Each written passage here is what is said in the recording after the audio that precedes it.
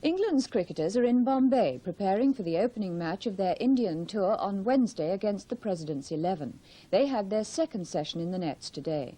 Geoffrey Boycott arrived in Bombay separately from the rest of the England party. He refused to talk about the row that threatened the tour because of his and Jeff Cook's links with South African cricket. The other players were relaxing by the hotel pool before getting down to work at the beginning of their 4 months in India and Sri Lanka. The only problems so far have been one case of an upset stomach and another of mild hay fever. With 6 tests and 3 one-day internationals, the tour will be physically taxing. Some of India's test players have been on the field taking part in a zonal match at the Brabourne Stadium in Bombay. For the England party, relieved that all the controversy is over, there's a week's practice before the serious programme begins. And India's cricket board president said he was happy with the way things had worked out. Absolutely satisfied. Let's not enter into any of these controversies. After all, we play cricket with a straight bat, and all is well that ends well. Short of the target. Only Chris Tavares and Jeff Boycott made significant contributions. Both made patient half-centuries. Mike Blakey reports. Boycott put up the 50, but the first 2 hours play produced only 49 runs. His 50 had taken him over 3 hours, and it came off 52 overs.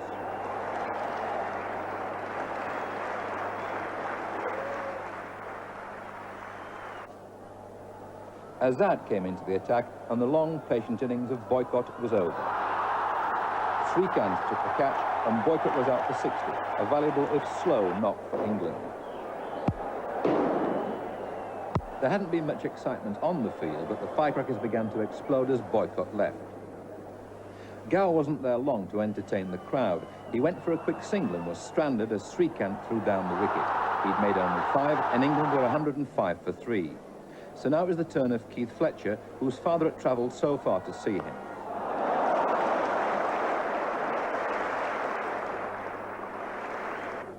But he'd made only 15 when he was beaten by the spin of Doshi, LBW, and that was 131 for 4, and England was still 48 behind the Indian total.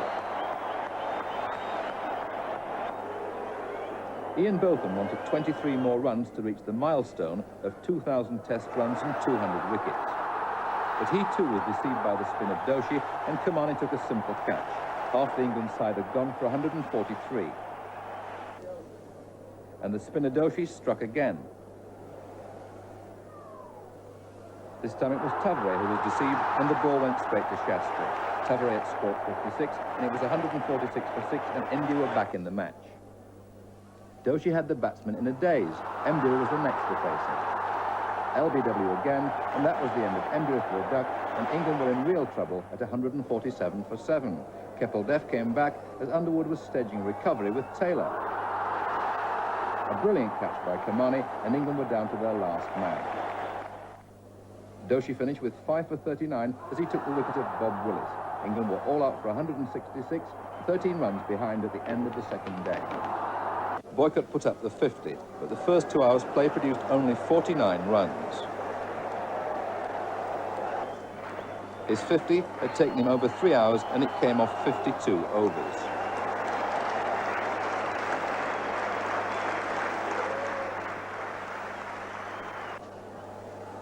Azad came into the attack, and the long, patient innings of Boycott was over.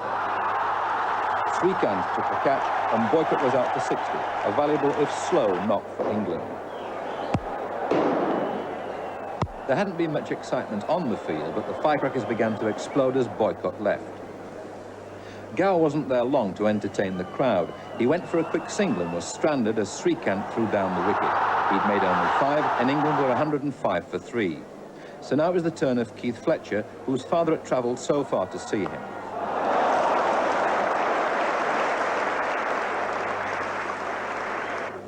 But he'd made only 15 when he was beaten by the spin of Doshi, LBW, and that was 131 for 4, and England was still 48 behind the Indian total. Ian Botham wanted 23 more runs to reach the milestone of 2,000 test runs and 200 wickets. But he too was deceived by the spin of Doshi, and Kamani took a simple catch. Half the England side had gone for 143. And the spinner Doshi struck again. This time it was Tavare who was deceived, and the ball went straight to Shastri. Tavare had scored 56, and it was 146 for 6, and India were back in the match. Doshi had the batsman in a daze. Emdure was the next to face him. LBW again, and that was the end of Emdure for a duck, and England were in real trouble at 147 for 7. Kapil Dev came back as Underwood was staging recovery with Taylor. A brilliant catch by Kamani, and England were down to their last man. Doshi finished with 5 for 39 as he took the wicket of Bob Willis. England were all out for 166, 13 runs behind at the end of the second day. After England's collapse yesterday, India began the day 13 ahead, and once again a lot depended on Ian Botham. Tavare's catch was world class. He did everything right, and when Saka was out, India were 24 for 2. Dilley had replaced Willis at the pavilion end, and Gavaskar looked to have all the time in the world.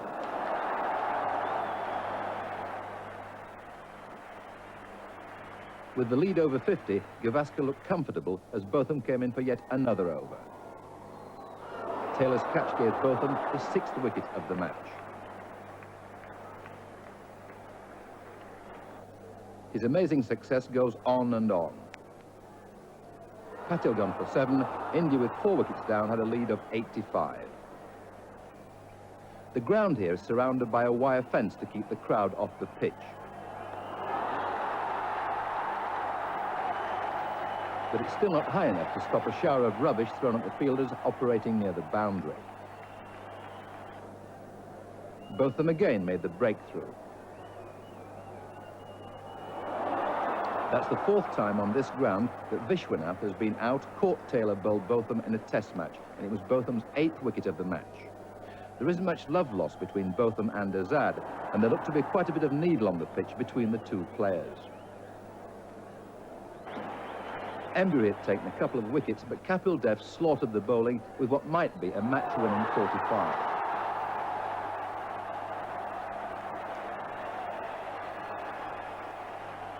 One fan managed to get through the police cordon to thank his hero, but he didn't see the rest of the game. The match looked to be slipping away from England when Willis came in against Kapil Dev.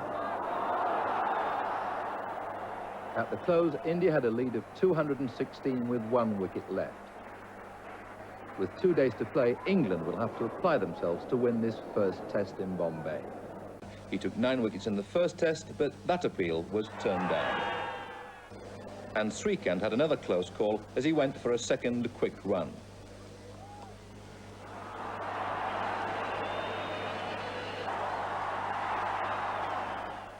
Botham has handed out plenty of punishment to the Indian bowlers, but today it was his turn to take a hammering.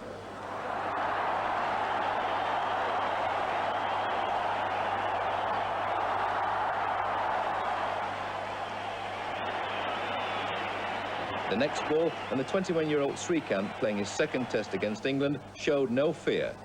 He hit Botham for 10 in 1 over.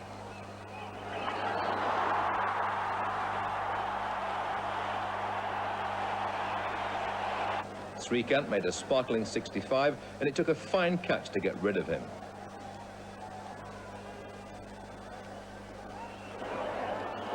Gooch hung onto the ball, travelling at great speed, and India were 102 for 1. At stumps, the score had gone on to 100 and... John Lever was in the team because Bob Willis was ill, but he took 4 wickets with the new ball. That was Taylor's 100th catch in Test cricket, and it saw the end of Vengsarkar for 43. In his 3rd over, Lever struck again. Vishwanath was the first of 3 batsmen to go LBW to Lever. With 4 down, India could have been in trouble, but for their captain, Gavaskar. He'd been on 99 for 20 minutes, and that was his first Test century in nearly 2 years. Hundreds of fans scaled the wire fencing to hang garlands of flowers on their hero. they were met by unsympathetic police who chased them back to their seats with canes. Gavaskar won't forget his first 100 in Bangalore.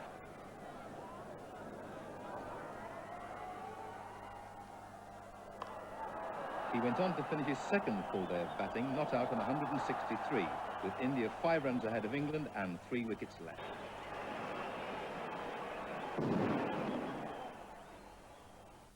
India are just ahead with 3 wickets and 1 day in hand. The morning session produced a fascinating contest as India battled towards avoiding the follow-on. Patil gone in the first over from Willis, and England looked favourites to win the match. Underwood bowled magnificently and tempted Kirti Azad down the pitch.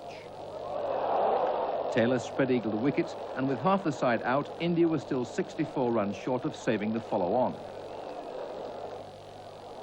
Vishwanath had played a delightful innings and reached his 13th Test century with a delicate 4 off Underwood.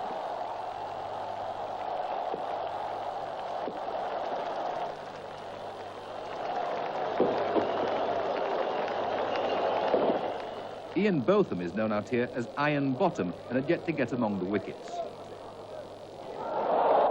Vishwanath out for 107, and the odds were against India holding out. Things certainly looked ominous for the Indian batsmen as England got the new ball. There were still 23 short as Botham continued his spell. Gooch's catch dismissed Kapildev, and England had a firm grip on the game. But Shastri and Kamani steadied the batting, and when Kamani hit Underwood for 4, it looked as though the only possible result was a draw, for India had avoided the follow-on.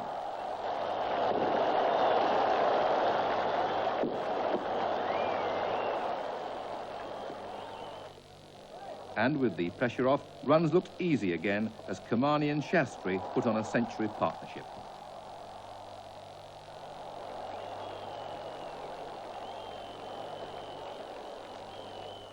So, at close of play, India were 376 for 7.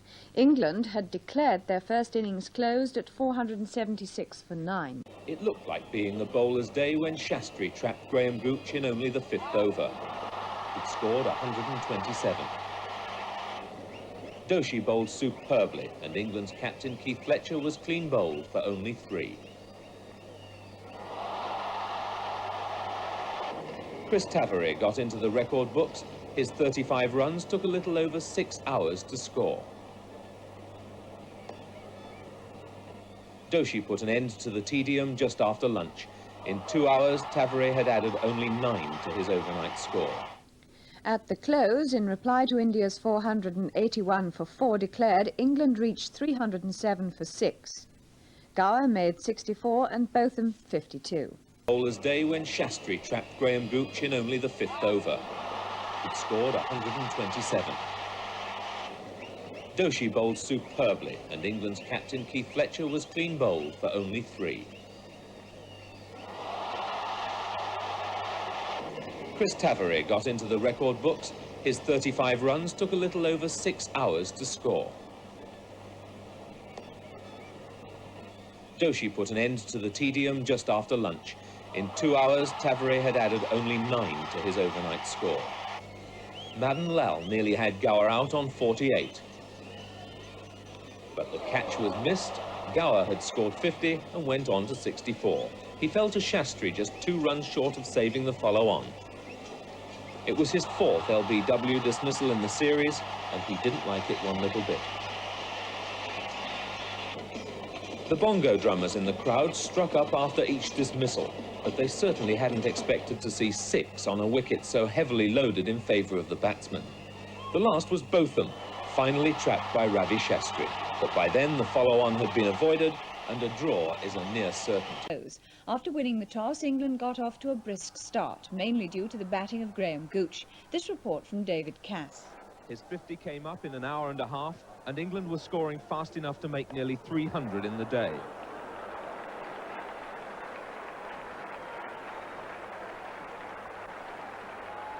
The spinners were in action before lunch, and Doshi put an end to the quick scoring, though Tavare was out to an awful stroke.